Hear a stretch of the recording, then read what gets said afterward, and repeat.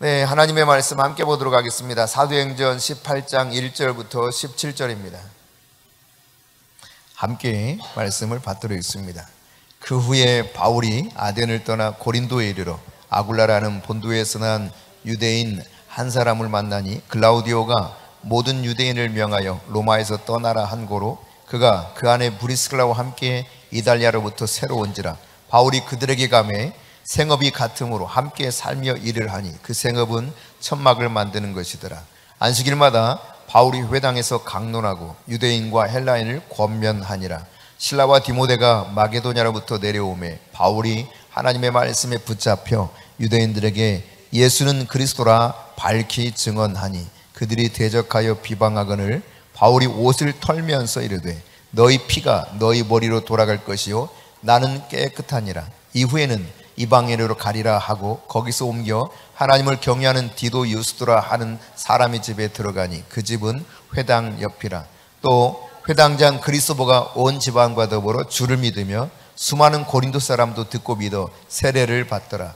밤에 주께서 환상 가운데 바울에게 말씀하시되 두려워하지 말며 침묵하지 말고 말하라. 내가 너와 함께 있음에 어떤 사람도 너를 대적하여 해롭게 할 자가 없을 것이니 이는 이 성중에 내 백성이 많음이라 하시더라. 1년 6개월을 머물며 그들 가운데서 하나님의 말씀을 가르치니라. 갈리오가 아가야에 총독되었을 때 유대인이 일제히 일어나 바울을 대적하여 법정으로 데리고 가서 말하되 이 사람이 율법을 어기면서 하나님을 경외하라고 사람들을 권한다 하거늘 바울이 입을 열고자 할 때 갈리오가 유대인들에게 이르되 너희 유대인들아 만일 이것이 무슨 부정한 일이나 불량한 행동이었으면 내가 너희 말을 들어주는 것이 옳거니와 만일 문제가 언어와 명칭과 너희 법에 관한 것이면 너희가 스스로 처리하라. 나는 이러한 일에 재판장 되기를 원하지 아니하노라 하고 그들을 법정에서 쫓아내니 모든 사람이 회당장 소스데네를 잡아 법정 앞에서 때리되 갈리오가 이 일을 상관하지 아니하니라. 아멘. 네, 오늘은 이제 바울이 아덴, 그러니까 아테네죠. 우리가 지난주에 살펴봤었는데 그리스 아테나를 이제 다시 출발해서 고린도에 와가지고 복음을 전하는 장면을 보여주고 있습니다. 근데 이 고린도에서요 어떤 사람을 만나냐면 아굴라와 브리스길라라고 하는 부부를 만나요. 그런데 이들은 본래 로마에 살고 있었는데 오늘 본문 2절에서 나타나고 있는 것처럼 이 당시 글라우디오 황제가 명령을 내렸습니다. 어떤 명령을 내렸냐면 예수를 믿는 유대인들을 둘 중에 하나 선택하도록 했어요. 예수 믿는 거 포기하든지 아니면 예수를 믿기 원하면 재산 다 몰수당하고 아예 이 나라에서 떠나라. 이 둘 중에 하나를 선택하게 했습니다. 예수 믿는 거 포기하면 로마에서 그냥 살 수 있는데 그렇지 않으면 재산은 너희들 가지고 나갈 수 없어. 빈손으로 나가야 돼. 이런 거예요. 마치 유대인들이 디아스포라 유대인들이 지금도 간혹 동유럽이나 이런 쪽에서 나갈 때도 한동안 그랬던 것처럼 그들의 재산을 가지고 가지 못하게 만들죠. 그냥 아무것도 가지고 가지 못하게 만들어요. 그래서 이제 알리아 운동을 할 때도 그들에게 이제 도움을 줘야 될 필요성도 있는 건데 마치 이런 것처럼 이 글라우디오 황제가 그 당시 명령을 내리기를 재산은 몰수하고 정말 예수를 너희들이 끝까지 믿기를 원하는 유대인이라면 떠나라. 이렇게 해서 그곳을 그렇게 떠났던 부부가 있는데 그 부부의 이름이 아굴라와 브리스길라예요. 그들이 이제 떠나서 어디로 왔느냐? 바로 고린도로 온 것입니다. 근데 그 고린도에서 바울을 만났어. 바울을 만나서 바울과 이제 함께 동역하는 동역자가 되었습니다. 네, 이들은 생업이 같다 그랬거든요. 즉 직업이 같다는 거예요. 직업이. 뭐 하는 직업을 가졌다는 것입니까? 천막을 만드는 직업을 가졌다 그랬습니다. 여기 천막을 만드는 직업을 가졌다 그러는데 우리가 생각하는 천막일 수도 있지만 이 단어가 두 가지로 이렇게 번역될 수 있는 거예요. 하나는 기도숄 아세요? 기도숄? 유대인들이 기도할 때 이렇게 뒤집어 쓰고 하는 기도숄이 있잖아요. 근데 이것이 직조하는 것이 상당히 까다롭다고 하더라고요. 기술이 요구된대요. 그래서 이 기도쇼를 만드는 사람들을 천막 만드는 자다 이렇게 표현하기도 했다 그럽니다. 그러니까 어떤 성경 번역에서는 기도쇼를 만드는 같은 직업을 가졌다 이렇게 번역하기도 해요. 어쨌거나 그 직업이 같아. 직업이 같은데 그들이 이제 이곳에서 만나서 바울과 함께 지내게 되는데, 자, 오늘 5절 말씀에 보면은 이런 표현이 있어요. 5절을 같이 읽습니다. 실라와 디모데가 마게도냐로부터 내려오매 바울이 하나님의 말씀에 붙잡혀 유대인들에게 예수는 그리스도라 밝히 증언하니. 그러니까 바울이 말씀만 전했던 것이 아니라 무언가 다른 일도 했던 것 같아요.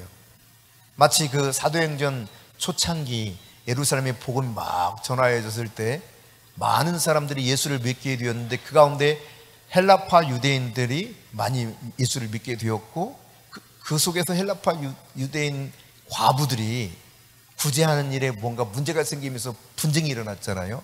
이 문제를 해결하기 위해서 사도들이 취했던 것이 무엇이냐? 우리는 본래 하나님이 주신 사명, 말씀을 전하고 기도하는 일에 전무할 테니 이 일을 지혜와 성령이 충만한 자 7을 선택해가지고 저들에게 이 일을 맡기자 하고 7명의 일꾼을 선발한 것을 우리가 알 것입니다. 그렇죠? 기억나시죠? 예, 그랬던 것처럼 지금 바울과 실라가 여기 고린도에 도착하자 바울은 자신이 그동안 해왔던 나머지 일들을 이 바울과 실라 동역자들에게 맡겼어요. 맡기고 바울은 뭘 하기 시작하느냐? 오직 하나님의 말씀에 붙잡혀 이렇게 되어 있습니다. 하나님의 말씀에 붙잡혀. 말씀이 그 안에서 능동적으로 역사해서 사도 바울을 붙잡아 버리는 거예요. 사도 바울이 막 무언가를 계획해가지고 하는 어떤 그런 것이 아니라 이 단어 자체가 바울은 수동적으로 말씀이 와서 능동적으로 막 자기를 이끌어가는 그 삶에 자기를 맡기면서 따라가는 모습을 말합니다. 그러니까 내가 의도해서 무언가를 만들어가는 것이 아니라 하나님의 말씀이 찾아와서 그 말씀이 능동적으로 바울 안에서 역사해서 바울로 하여금 따라가게 만드는 거예요. 그 상태를 이야기하는 것입니다. 말씀에 붙잡혀라고 하는 것은. 그러니까 더 이상 어떻게 방관하고 있을 수도 없어요. 말씀이 그냥 사로잡아서 이 속에서 견디지 못하게 만드는 거예요. 마치 에레미야에게 말씀이 임해서 말씀을 전하지 않으면 불이 붙는 것 같아서 견딜 수 없는 마음 때문에 어쩔 수 없이 말씀을 막 선포하고 있는 것처럼 성령 하나님께서 바울에게 바울 실라와 디모데가 왔을 때 다른 일들을 맡기게 되었을 때 말씀이 역사하면서 말씀이 막 능동적으로 이 바울을 막 바꿔가고 인도해서 바울이 그 말씀 따라가기도 아마 벅찰 정도로 그렇게 이끌어가는 그런 상황인 것이죠. 여러분, 이 말씀에 사로잡히면 이런 경험들을 여러분이 했을 수 있습니다. 말씀이 나를 막 이끌어가는 거예요. 내가 무언가를 막 계획하고 내가 말씀을 여기에 맞게 막 끄집어 다 쓰는 이런 개념이 아니라 말씀이 나를 이끌어가면서 말씀 따라 순종하며 걸어가는 그 길을 말하는 것이죠. 자, 여러분, 그러면서 본문에는 어떤 표현이 또 나오냐면 이런 표현이 나와요. 5절 시작. 실라와 디모데가 마게도냐로부터 내려오며 바울이 하나님의 말씀에 붙잡혀 유대인들에게 예수는 그리스도라 밝히 증언하니 그랬는데, 여기서 말씀에 붙잡혀라는 말은 있는데 본래 원문에는 하나님의 라는 단어가 없어요. 원래는. 그런데 이 한글로 번역되면서 의역을 한 거, 약간 사람들이 이해하기 쉽게 정확하게 이게 어떤 의미인가를 알려주기 위해서 하나님의 말씀에 붙잡혀 이렇게 번역했다는 이야기죠. 본래는 말씀에 붙잡혀 그런 뜻이에요. 그러니까 의미상 독자들로 하여금 이 뜻을 정확하게 이해할 수 있도록 돕기 위해서 하나님의 라고 하는 단어를 삽입시켜 준 거죠. 우리말로 번역할 때. 원래 헬라어에는 없었다는 이 말입니다. 물론 영어 성경에도 이런 것들을 이렇게 넣은 것들이 있어요. 그런데 이들이 말씀에 붙잡혀라고 했는데 이것을 다른 말로 말하면 헬라어 수네코라고 하는 단어를 쓰는데요, 몰두했다 그런 뜻입니다. 그러니까 말씀 사역에 몰두한 거예요. 나머지 다 실라와 디모데에게 맡기고 말씀이 이끌어낸다는 단어로 말씀 사역에만 몰두하면서 살아왔다는 것이죠. 그래서 뉴 NRSV라고 해서 새롭게 번역한 성경이 있어요. 영어 성경 중에. 그 성경에서는 Paul was occupied with the proclaiming the word라고 되어 있어요. 그러니까 말씀 선포하는 것에 바울이 사로잡혔다는 거예요. 몰두했다는 것입니다. 말씀을 선포하는 일에 완전히 사로잡혀서 그것만 했다는, 이렇게 번역하고 있어요. 그런가 하면 뉴 인터내셔널 버전이라고 하는 NIV에서는 Paul devoted himself exclusively to preaching, 말씀을 선포하는 일, 설교하는 일에 헌신했다는 거예요. 오직 이 일에 헌신했다는 거예요. 말씀을 전하는 것, 선포하는 것, 혹은 뭐 전도하는 것, 다양하게 이렇게 표현할 수 있는데, 우리말 새번역 성경에는 바울은 오직 말씀을 전하는 일에만 힘을 쓰고 이렇게 표현하고 있고, 공동번역에서는 오로지 전도에만 힘썼다 이렇게 표현합니다. 전도라고 하는 것은 하나님의 말씀을 선포하는 거예요. 하나님의 진리의 말씀을 그들에게 전하는 것이 전도입니다. 그래서 공동번역에서는 전도라고 표현을 썼는데, 이 말은 그 앞서 살펴봤던 것처럼 말씀에 완전히 사로잡혀서 말씀을 전하는 일에 몰두하면서 지내왔던 바울의 모습을 보여주고 있는 것이죠. 그런데 이 단어는 수네코라고 하는 이 단어는 이렇게 몰두했다라고 하는 표현도 있지만, 고린도서 5장 14절에 보면, 자, 같이 읽습니다. 그리스도의 사랑이 우리를 강권하시는도다. 우리가 생각하건대 한 사람이 모든 사람을 대신하여 죽었은즉 모든 사람이 죽은 것이라.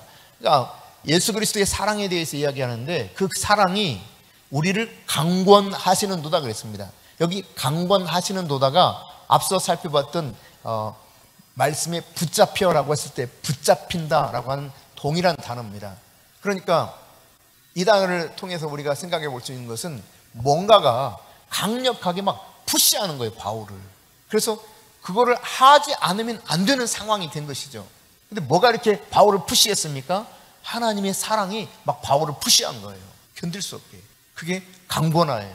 내가 어떻게 버틸 수가 없는 거죠. 하나님의 말씀, 하나님의 사랑이 강권해서 그 말씀에 압도되어서 그 말씀이 막 바울로 하여금 이 그리스도 예수의 복음, 십자가의 복음을 전하게 만드는 것이죠.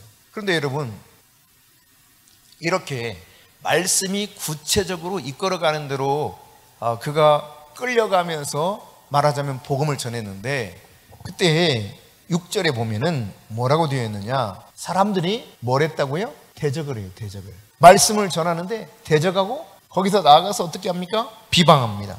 내가 하나님의 말씀에 붙잡혀서 복음을 전할 때 유대인들이, 믿지 않는 유대인들이 와가지고 대적하면서 바울을 비방합니다.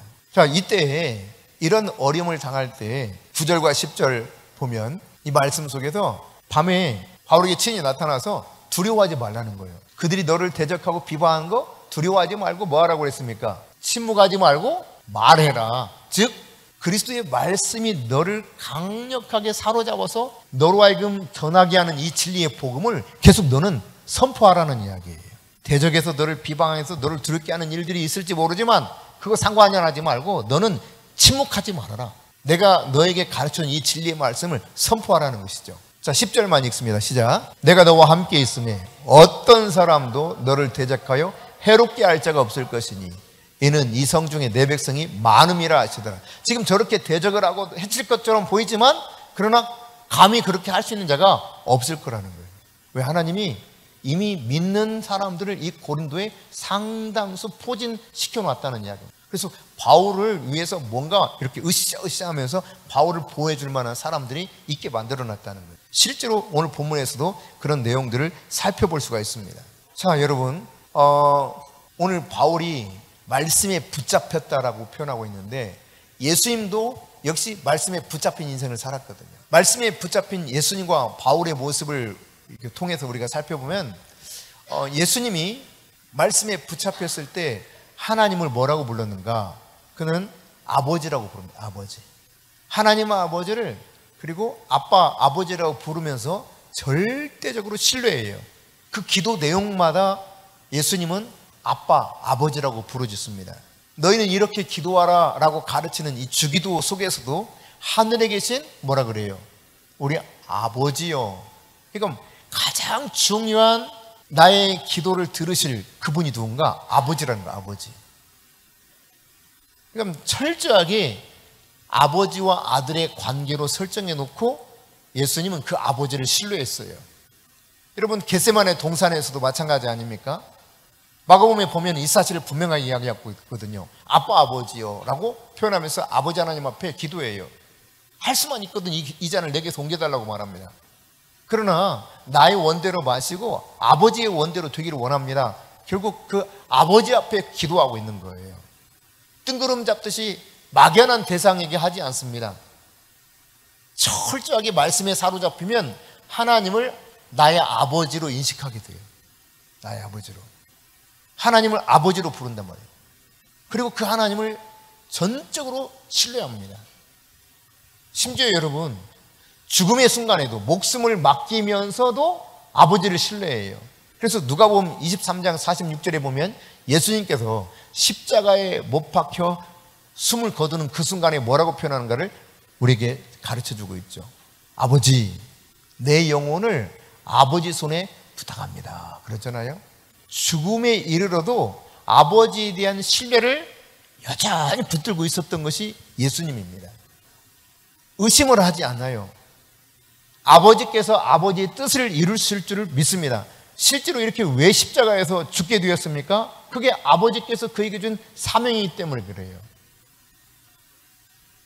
그 사명인지라 이 십자가에서 죽어가는 이 순간에도 아버지의 뜻을 알고 아버지께서 어떻게 할 것을 알기 때문에 완전히 신뢰한 가운데 저를 아버지 손에 부탁합니다. 그래요. 여러분, 만일에 아버지를 신뢰하지 못하고 아버지가 말씀하신 것에 대해서 믿지 못하면 너 죽어라 하면 죽겠어요? 아버지는 이미 말씀하셨거든요. 죽음에 넘겨서 그렇게 대제사장과 장로들에게 넘겨져 가지고 그렇게 신문을 받다가 십자가에서 죽을 것을 가르쳐 주셨어요. 그것만 가르쳐 주신 것이 아니라 무엇을 가르쳐 주셨습니까? 사흘 만에 죽은 자 가운데서 내가 너를 일으킬 거야, 이렇게 말씀하셨거든요. 그 아버지를 믿은 거예요. 그러니까 그 죽음의 순간에 누구에게 자기를 부탁한다? 그 아버지께 부탁하는 거예요. 여러분, 이처럼 아들은 아버지를 신뢰합니다. 아버지를 신뢰한 자가 말씀에 붙들려 사는 자예요. 말씀에 붙들림은 하나님을 아버지로 이처럼 철저하게 100% 신뢰한다는 이야기입니다.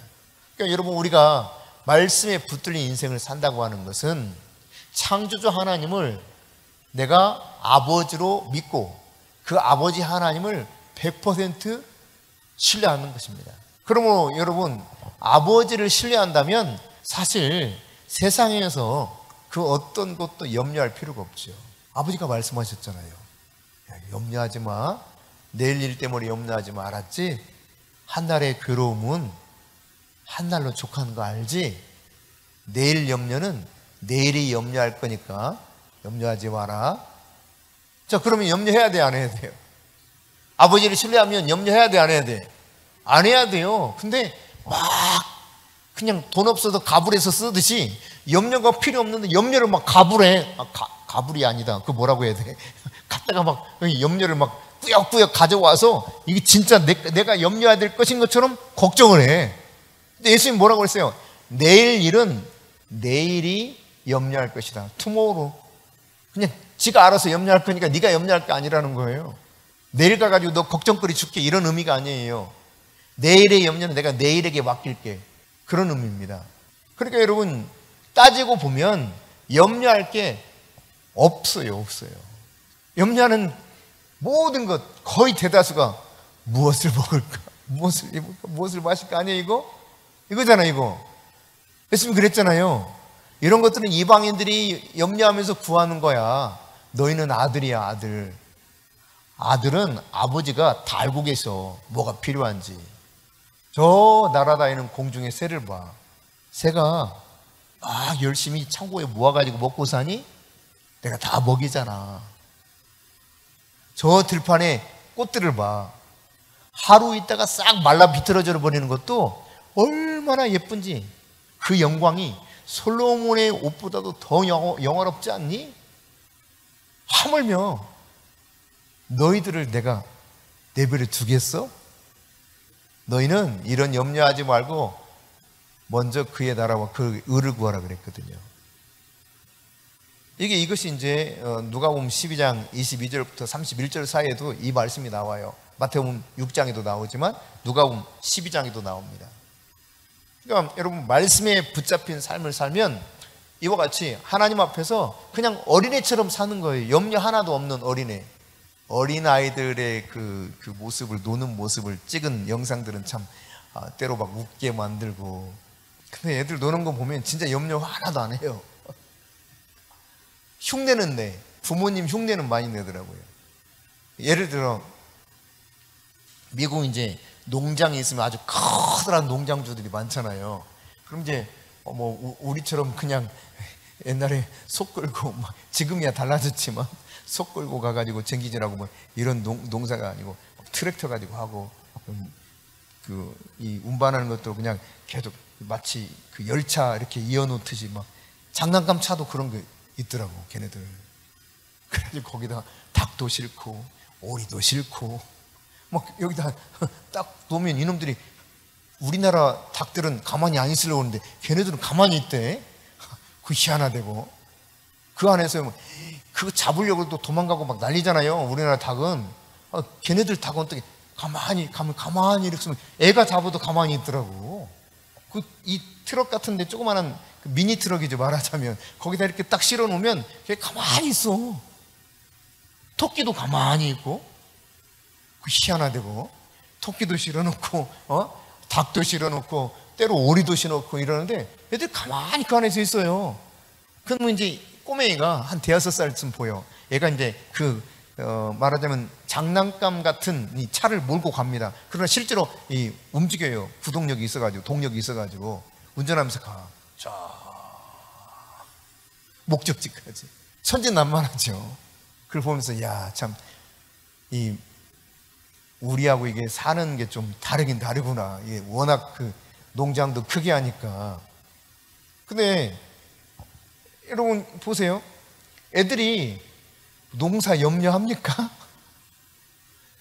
안 해요. 그냥 그렇게 아버지 흉내내서 뭔가를 이렇게 따라서 즐겁게 놀이는 할지 모르지만 막 닭에게도 이렇게 뽀뽀해주고 토끼한테도 이렇게 키스해주고 그러더라고요. 근데 얘네들이 염려하면서 막 지금 얘네들을 잘 키워야 되고, 내가 그래야 돈을 벌고 그래야 돼 먹고 살고 이런 생각하면서 해요. 어린애들은 전혀 염려하지 않습니다. 그러니까 하나님 앞에서 말씀에 붙잡힌 사람들은 이런 어린아이처럼 아버지를 신뢰하는 거예요. 그냥 애처럼 사는 거예요. 애처럼. 하나님 아버지를 믿으면서. 오늘 여러분 9절 10절에서 앞서 살펴봤지만 뭐라고 말씀하셔요? 대적하는 자, 비방하는 자 있지만 너 두려워하지 말아라. 그리고 지금까지 말하는 것처럼 침묵하지 말고 계속 말을 해라. 선포해라. 왜? 내가 너와 함께 할 것이니까. 어떤 사람도 너를 대적하지 못하도록 내가 막아줄 테니 너 걱정하지 말아라. 그러니까 그 아버지를 믿으면 아들은 안심하는 거예요. 그런 것처럼 오늘 말씀에 사로잡힌 사람은 이와 같이 산다는 것을 우리에게 보여주고 있습니다. 어려움이 없어서가 아니에요. 분명히 어렵게 합니다. 이 이후에도 실제로 어렵게 하는 모습을 보여주고 있지 않습니까? 여기 고린도에서 1년 6개월 동안 지내는데 이슬이 가만히 놔두진 않아요. 어떻게 했느냐? 와가지고 뭐 난리를 쳐요. 바울을 막 대적해서 법정으로 데리고 가가지고 뭐 어쩌고 저쩌고 막 하고 난리를 칩니다. 회당장 소스들을 잡아가지고 막 그냥 재판장 앞에 끌고 가서 막 뭔가를 또 고소하고. 그러나 어떻게 해요? 여기 보니까 갈리오 즉 총독인데, 아가야 지방의 총독인데, 이 갈리오가 야 너희들 됐어, 더 이상 이 문제로 시끄럽게 하지 마, 상관하지 마 하고 끝을 내버립니다. 그러니까 하나님이 알아서 정리를 척척척 해주셔요. 사람들은 난리를 치면서 대적하고 힘들게 하는데. 그러니까 여러분, 우리가 이처럼 하나님 앞에서 말씀에 붙들리면 염려되는 상황이 벌어져도 어린아이가 아버지가 있음으로 말미암아 안심하는 것처럼 그냥 안심하고 하나님이 하라는 대로 하면 된다는 이야기입니다. 아멘? 네, 이 믿음이 있어야 돼요. 아버지에 대한 믿음이 있기 때문에 사실 이 꼬맹이들이 이거 운전하면서도 가고 막 이러지 않겠어요? 내가 혹시라도 문제가 생기면 아버지가 도와줄 거야. 이 믿음이 있으니까 그러지. 혼자 처음부터 꼬맹이들이 그렇게 하겠습니까? 이 꼬맹이들이 내가 보기 한 4살이나 했었을까?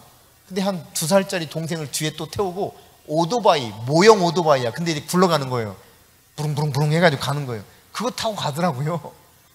애를 하나 태우고 그리고 도착해가지고 서로 주먹으로 인사해. 꼬맹이들이. 근데 걔들이 가만히 둘만 있으면 그렇게 할 수 있을까요? 부모가 있기 때문에 그런 거예요. 부모가 있으니까 안심하는 거예요. 여러분, 우리는 천지를 창조하신 능력의 하나님이 내 아빠, 아버지십니다. 그 아빠, 아버지께서 염려하지 말라고. 염려하지 말아라. 내일 어떻게 될 건가? 염려하지 말라고. 그냥 한 날 사면 된다는 거예요. 어떻게 될지 몰라요. 우리는 장담을 못해. 우리 인생이라고 하는 게. 그래요, 안 그래요?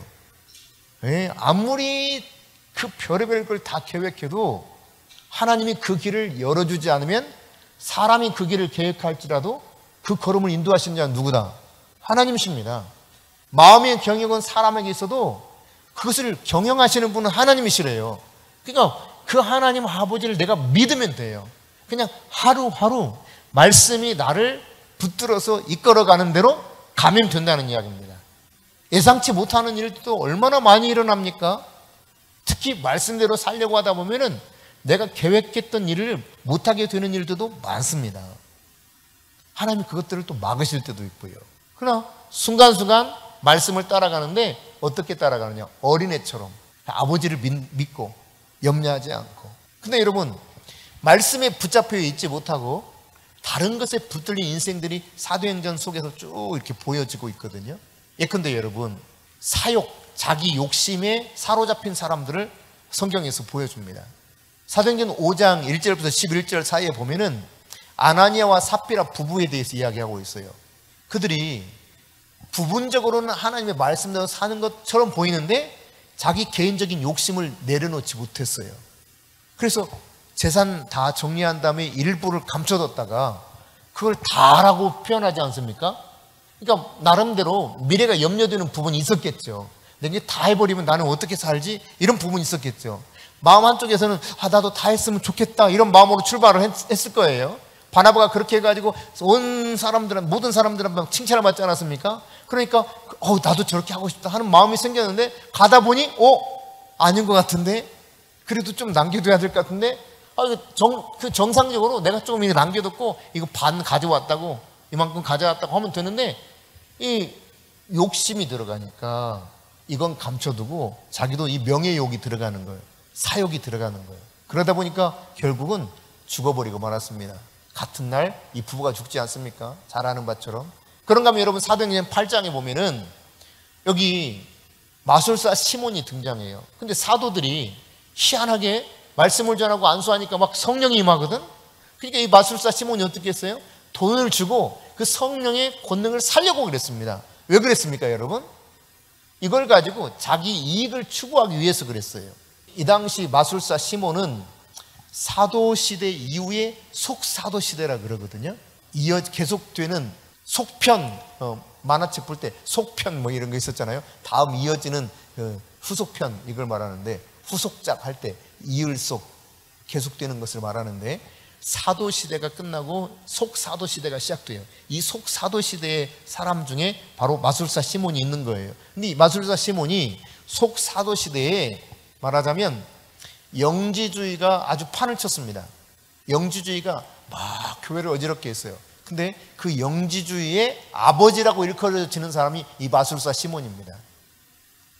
지금까지도 이 마술과 희한한 것을 통해서 이익을 많이 취했어요. 근데 가만히 보니 이 바울 일행들이랑 막 보니까 능력이 대단해. 그래서 이 능력을 내가 돈이라도 주고 사가지고 계속 이익을 추구해야 되겠다 하는 겁니다. 이 교회 역사 속에 보면은 좀 암울한 이야기들도 있거든요.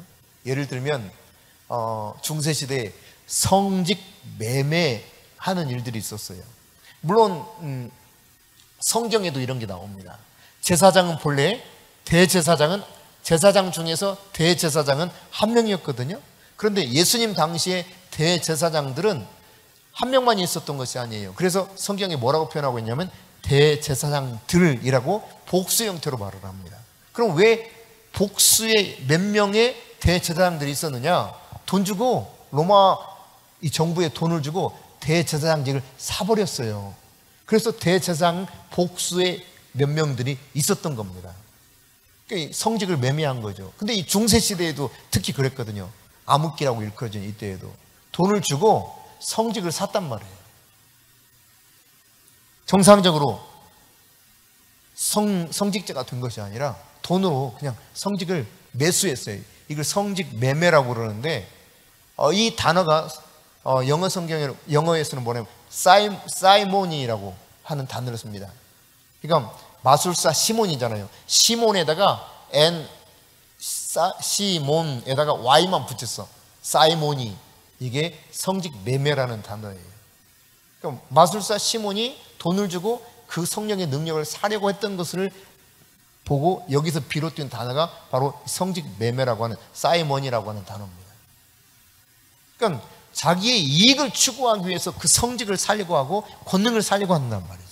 여러분, 우리가 권능을 추구하는 자체가 나쁜 것은 아닌데 내가 사욕이 들어가, 욕심이 들어가 가지고 뭔가 다른 의도로 주님의 권능으로 인해서 주님의 일을 능력 있게 제대로 감당하면서 하나님께 오로지 영광 돌리기 위한 것이 아닌 내가 먼저 인기를 얻기를 원하고 내가 뭔가 드러나기를 원하고 이것을 통해서 뭔가 이익을 추구한다면 이것은 이 마술사 시몬과 다를 바가 없는 것입니다.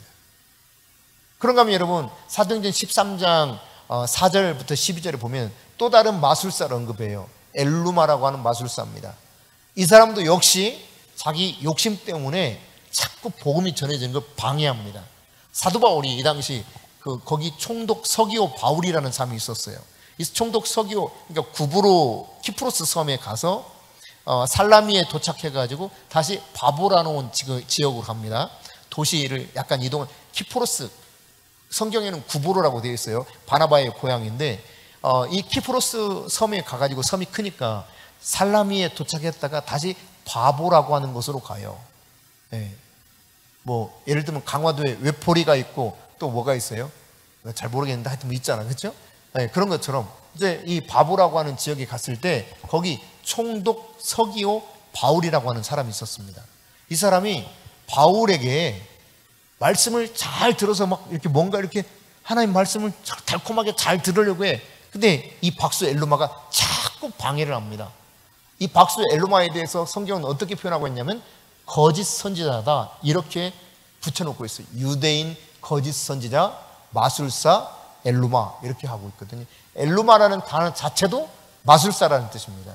그러니까 이 사람은 어떻게 해서라도 자기에게 사람들이 와서 자기를 통해서 뭔가를 하기를 원했고 그래서 거기서 이익을 내기를 원했어요. 그래서 총독 서기오 바울이 어떻게 해서라도 바울을 통해서 선포되는 말씀을 듣고 믿으면 안 되겠다 싶은 생각이 있어요. 이걸 방해합니다. 그때 눈이 멀어버리죠. 네. 이처럼 여러분, 사욕이 들어가게 됩니다. 사욕이. 자기의 욕심에 따라 사는 사람은요, 자기도 괴롭고 남도 괴롭게 만들어요. 여러분, 실제로 그렇지 않습니까? 우리나라 지금 현재 진행되는 이 정치 상황을 봐도 그렇죠. 욕심이 있는 사람 때문에 자기도 힘들고 남들도 힘들어. 곁에 있는 사람들. 아무리 뭐 부인하려고 해도 사람들은 그 말을 고지고대로 거의 대다수는 믿지 않죠. 정치적 이득관계 때문에 아니다고 주장은 하지만 다 내심 그럴 거야 이렇게 다 인정하는 일이 있죠. 그 사람 때문에 4명이나 죽은 거 맞아 이렇게 대부분 다 인정해요. 하지만 그쪽에 달라붙어 있지 않으면 정치적 생명줄이 끊어지니까 여기에 대해서 자꾸 변론을 하면서, 그러니까 죄가 없다는 것을 원칙으로 하는 것이 우리 법이잖아요. 죄인으로 취급하고서 그 죄를 일부러 만들어가는 것이 아니라 무죄 추정의 원칙이 있기 때문에 일단 죄가 없다고 보고 죄를 증명해내려면 근거를 찾아서 증명을 해내야 돼요. 그래서 지금 뭐 법적으로 이게 논쟁이 있기 때문에 그렇지 사람들은 다 그래요. 아니 어떻게 같이 골프를 쳤는데 모르냐? 나는 골프를 모르기 때문에 모르겠지만 설명하는 거 보니까 모를 수가 없잖아요. 근데 모른다 한단 말이에요. 말도 안 되는 거예요. 결정적으로 김문기 씨가 골프 친 다음에 폰으로 그 자기 딸하고 페이스톡 한 걸 남겨둬서 이게 결정적 증거 가운데 하나가 되어서 그것으로 인해서 무죄가 아니라는 거, 그렇게 1심에서 재판을 받은 결과가 나왔었는데, 어쨌든 여러분 자기 인생도 괴롭고요, 남 인생도 괴로워요. 욕심에 사로잡혀 있으면. 그런가 하면 여러분, 하나님의 말씀에 붙잡히지 못하면 또 어떤 것에 붙들리냐면 이데올로기에 붙잡힙니다. 이데올로기. 우리나라 대표적인 이데올로기는 사회주의 이데올로기죠. 공산주의 이데올로기.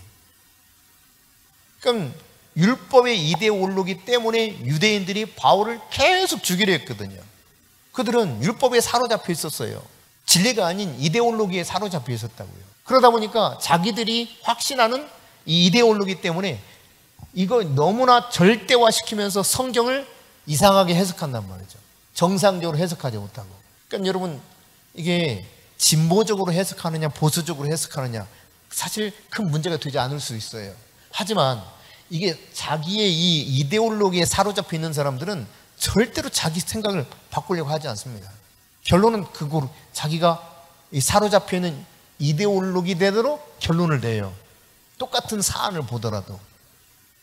물론 어느 쪽이 옳다 그러다라고 말하는 것이 아닌데, 적어도 성경 안에서 나오는 것 중에 하나는 뭐냐, 율법의 이데올로기에 사로잡힌 유대인들은 바울을 어찌든지 흠을 잡아서 죽이려고 했단 말이죠. 이게 무서운 거예요. 이데올로기가 전 세계적으로 지금 좌우가 나눠져 있지 않습니까? 사실 이데올로기 문제거든요. 가장 이 근본으로 내려가면 죽이려고 해요. 자기 해석이 옳다고 말하는 것이죠. 성경을 그렇게 왜곡해서 해석할 수 있다는 이야기입니다. 내 해석이 절대적이다. 근데 진짜 그것이 정확한 것이라면 모르겠는데, 그렇지 않은 관점에서 바라보면서도 그것을 굽히지 않는다 이 말입니다. 그러니까 우리가 죽더라도 바울은 반드시 죽인다. 우리 굶어 죽는 한이 있어도 우리는 금식하면서 바울을 죽이겠다. 계속 쫓아오잖아요. 이게 율법 이데올로기에 사로잡혔던 당시 유대인들이었습니다. 그런가 하면 여러분, 말씀에 붙잡혀 있지 못하면 열등감에 붙잡힐 수 있어요. 컴플렉스에 빠질 수 있습니다. 그런 대표적인 사람이 헤롯 아그리파 1세 왕이 사도행전에 나오죠. 이 사도행전 12장에 나오는 이야기인데, 헤롯 아그리파 1세 왕이요, 이게 어떤 열등감에 사로잡혀 있냐면, 자기가 인정 욕구가 너무 강해. 사랑받고 싶은 욕구가 너무 많아. 그래서 사람들이 와, 신의 소리다. 신. 저건 인간의 소리가 아니라 신이 말씀하시는 거야 하니까 우쭐해지거든요. 그러니까 이 열등감 때문에 그런 거예요. 정상적인 사람이라면 그런 이야기 했을 때 이거 쟤네들이 진짜 너무 아부가 심한데 이렇게 판단하거든요. 이게 정상이잖아. 그런데 그 말을 듣고 나는 저 사람들도 인정해주는 신의 경지에 올라왔구나 이러거든요. 어떻게 됐어요 여러분? 그날 죽었습니다. 벌레가 먹어서 죽었다 그랬어요. 벌레가. 하나님이 벌레 한 마리로 헤롯 아그리파 1세가 죽게 만듭니다. 왜? 도취에 되어 있어. 도취되어 있어. 자기가 신이라고 하는 이런 어리석은 생각에 빠져 있어요. 하나님의 심판을 그것이 자초했던 것입니다. 그런가 하면 여러분, 말씀에 붙잡혀 있지 못하면 내가 사명을 감당하는데 열심히 뭔가를 해, 사역을 하기는 했단 말이에요. 근데 자기 열심으로 해요. 자기 열심으로. 자기 의로 해요. 그러니까 하나님을 의지하면서 성령으로 봉사하라 그랬거든요. 빌립보서에 보면. 그런데 내 힘으로 해. 나의 의지로 해. 나의 노력으로만 해. 이것도 여러분 말씀에 붙들려 있지 못하기 때문에 그런 거예요. 그러다 보니까 다퉈요. 내가 했니? 네가 했니? 내가 더 낫니? 네가 더 했니? 뭐 이렇게 되는 거예요. 이건 열심히 하는 사람들 속에서 나타나는 현상들이죠. 이런 사람들 가운데는 다 내가 해야 돼. 내가 뭔가 열심히 해서 내가 뭔가 드러나야 돼. 아닙니다 여러분. 내가 하는 것이 아니라 사실 정상적으로 말씀에 붙들린 사람은요, 아까도 말씀드렸잖아요. 말씀이 능동적이고 나는 수동적으로 그 말씀에 따라가는 거예요. 그게 붙잡혀 있는 상태인 겁니다. 그러니까 결국은 말씀에 붙들리지 못하면 내가 다 능동적으로 해요. 그 자세 자체는 좋은데 문제는 내가 한다는 마음이 늘 있는 거예요. 내 안에서 주님이 하게 하시고 성령이 하게 하시는 걸 나는 따라가면서 능동적으로 해야 되는데, 이게 말이죠, 그 수동이 능동으로 바뀌는 거죠. 의미가 잘 전달되는지 모르겠지만, 근데 내가 해버려. 내가 사명이 나에게 주어지고 감당하는 자세는 좋지만 다 내가 한단 말이에요. 내 힘으로. 그러니까 쉽게 지쳐요. 그리고 남들 안 하면 화가 나도 못 견뎌요. 이게. 그러나 성령이 내 안에서 말씀을 통해서 나를 움직이기 시작하면은 그냥 사람이 같이 도우면 너무 좋고, 내가 해도 감사하고. 왜 내가 해야 돼요? 우리 하원이가 종종 묻는 질문 가운데 하나가 그거였습니다. 아니, 목사님 왜 내가 해야 돼요? 왜 목사님 내가 해야 돼요? 다 이유가 있어. 네가 해. 몇 달 전에도 그랬어요. 제가 화장실에 그 페이퍼 롤 이렇게 뽑아 쓰는 거 설치하라 그랬거든요. 근데 그거를 하원이한테 하라 그랬습니다. 하원이. 앞으로 이 뽑아 쓰는 페이퍼 타올을 네가 네 돈으로 다 교체를 해. 제가 그랬어요. 그랬더니 전화 왔어. 목사님, 근데 왜 제가 해야 돼요? 할 만한 이유가 있으니까 네가 해. 아니, 왜 그래요? 이해가 안 되는데 왜 내가 해야 돼요? 제가 설명했어요. 너는 남이 해놓으면 그냥 뽑아 쓸 거야. 뭐 서너 장, 한 장, 두 장 충분한데 너는 막 뽑아 쓸 거야. 근데 네가 해놓으면 굉장히 아낄 거야. 네가 해봐. 그 돈 몇 푼 안 되니까 네가 해. 그러면서 네 사고 방식과 생활 패턴을 바꿔. 그래서 의도적으로 하원이한테 하라 그랬습니다. 아마 이제 그냥 이렇게 내버려뒀으면 아마 우리 양현숙 집사가 할 가능성이 컸죠.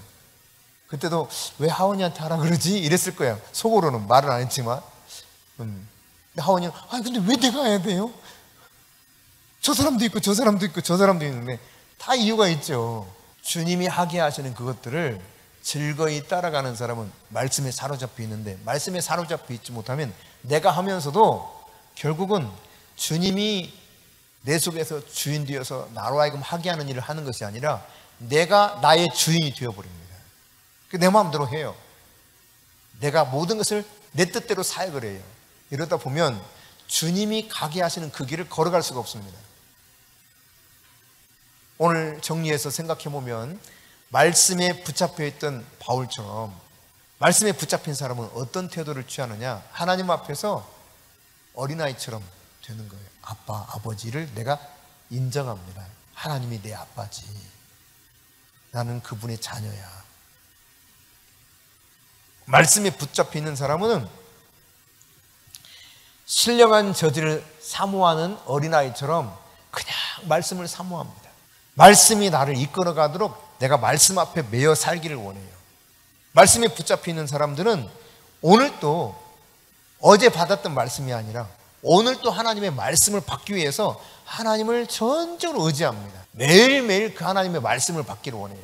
여러분, 어제 밥 먹었으니까 오늘 안 먹으면 안 돼? 혹시 어제 밥 그제도 먹었고 어제도 먹고 그래서 오늘은 밥 안 먹기로 결정한 사람 있어요? 없잖아요. 매일매일 밥 먹죠? 근데 어제의 영의 양식을 가지고 그냥 다 땡쳐버리려고 한단 말이죠. 그렇지만 말씀에 붙잡혀 있는 사람은 말씀에 대한 갈급함이 있어요.